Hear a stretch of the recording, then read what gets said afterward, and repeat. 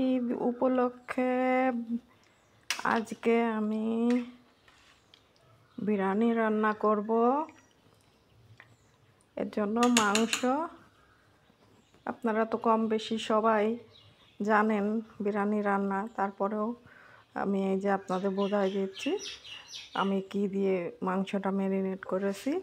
সমস্ত মশলা অল্প অল্প করে দিয়ে টক দই দিয়ে আমি 2 ঘন্টা ম্যারিনেট করে ফ্রিজে রেখেছিলাম। এখন আমি বের করে একটু ওই রেডিমেড কিনা মশলা অল্প করে মিশায়ে আবার কিছুক্ষণ রেখে আমি রান্না চাপিয়ে দেব। এখন গোশটা আমরা চাপিয়ে দেব। এই দেখেন চাপিয়ে দেব।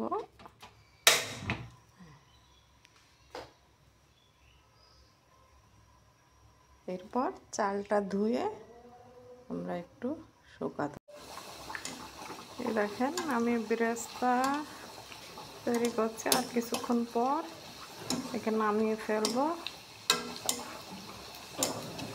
তারপরে চালটা ভেজে নেব।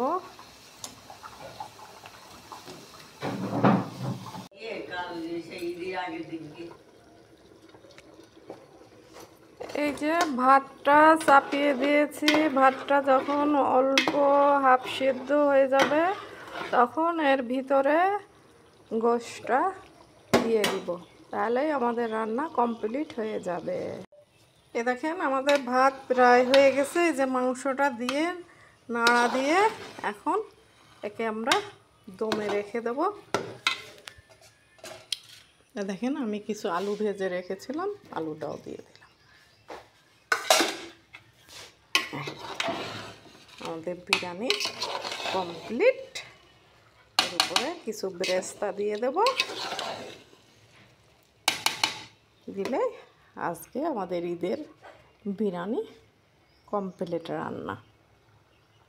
এ দেখেন আমাদের 10 মিনিট পর দম থেকে নামিয়ে এই দেখেন বেরেস্তা ছিটায় আমাদের বিরিয়ানি, ঈদের বিরিয়ানি রান্না কমপ্লিট।